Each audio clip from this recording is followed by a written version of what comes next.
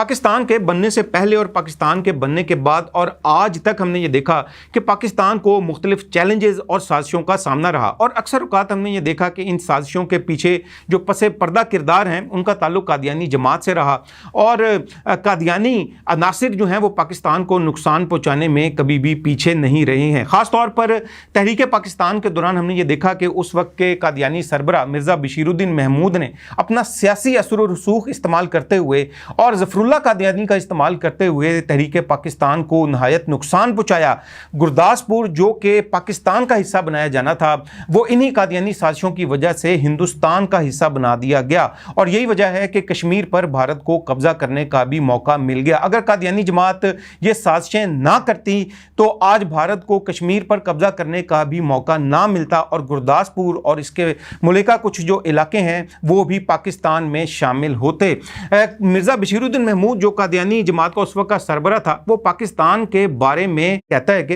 हिंदुस्तान की तकसीम पर अगर हम रजामंद हुए हैं तो खुशी से नहीं बल्कि मजबूरी से, और फिर ये कोशिश करेंगे कि ये किसी ना किसी तरह जल्द मुत्तहिद हो जाए। कादियानी अखबार अल फजल 16 मई 1947।